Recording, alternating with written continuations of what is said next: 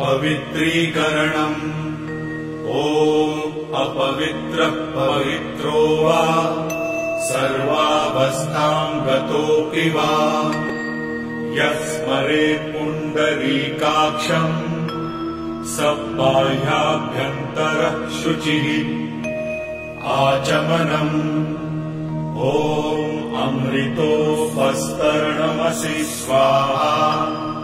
ॐ अमृताभिधानमसि स्वाहा। ॐ सत्यं यशः श्रीर्मयि श्रीः श्रयताम् स्वाहा। शिखाबन्धनम्।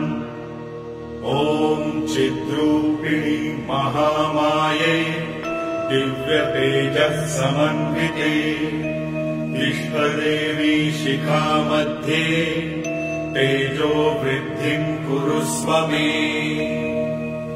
प्राणायामः। ॐ भुः ॐ भुवः ॐ स्वः ॐ महः ॐ जनः ॐ तपः ॐ सत्यम्।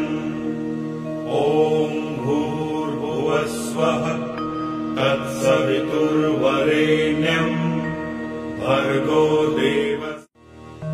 पवित्रीकरणम्। ॐ अपवित्रः पवित्रो वा सर्वावस्थाम् गतोऽपि वा यः स्मरेत् पुण्डरीकाक्षम् स बाह्याभ्यन्तरः शुचिः। आचमनम्। ॐ अमृतोपस्तरणमसि स्वाहा। ॐ अमृताभिधानमसि स्वाहा। ॐ सत्यं यशः श्रीर्मयि श्रीः श्रयताम् स्वाहा। शिखाबन्धनम्। ॐ चिद्रूपिणी महामाये दिव्यतेजः समन्विते विश्वदेवी शिखा मध्ये तेजो वृद्धिम् कुरुस्व मे। प्राणायामः।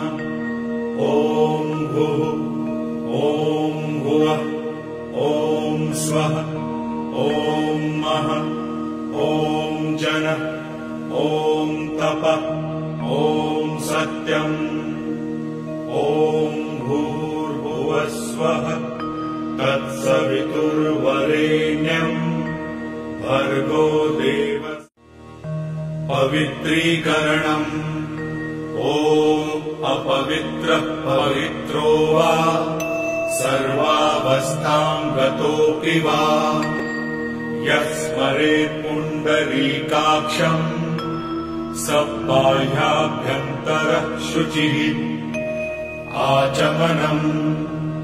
ॐ अमृतोपस्तरणमसि स्वाहा।